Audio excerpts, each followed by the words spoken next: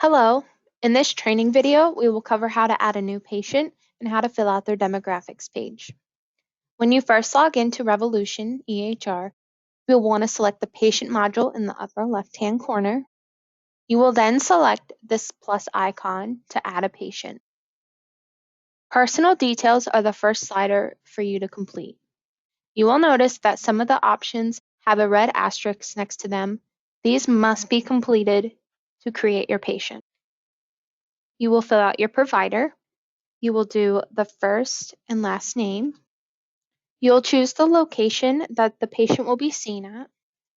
You will type in their address. You will notice that if you type in the zip code, that the city and the state will populate for you.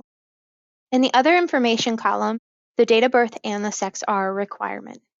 The date of birth format requires a 2-digit month, 2-digit day, and a 4-digit year. The status of the patient can be changed from new to established, but will auto-populate to new when you create a new patient. Language, interpreter, race, and ethnicity are not a requirement, but can be set as a requirement within your admin and practice preferences. You will choose a preferred contact method, and you will see that I chose cell phone and a red asterisk appeared next to cell. You will enter in the phone number. The communication opt-in box gives you the option to opt in or opt out of communication to the patient, such as appointment confirmations, recalls, orders, etc. In the Additional Information tab, you have the option to add more demographics about the patient. These are not a requirement. You have the choice to add a temporary address. A good example for this would be for a college student who goes away for a semester. If you do choose the @temporary address, you are required to put a start date. In this case, I will not have a temporary address. There is also a section for previous names. The Employer/School tab gives you the option to give the patient's employer school status, their position, and the address of the employer or school that they are attending.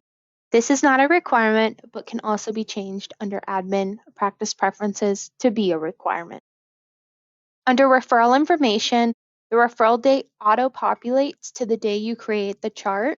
If they were referred by a patient or provider, you can document this here. You will then want to select Add in the bottom left-hand corner to create your patient. This will open up the patient's chart for you. You will select Demographics on the left sidebar. And you will notice that there is another tab at the top here, Login Information. The login details allow you to provide a username and password for the patient portal. The username will auto-populate to the email address you have on file. In this instance, I do not have an email address, so I will type out a username. Once you have the correct characters, it'll give you the option to check the username. Please take note that the usernames are based on Revolution as a whole and not by practice. The username is not available, so I must change this. This time, the username is available. For the password, I can either generate my own or have Revolution generate it for me. I can then save.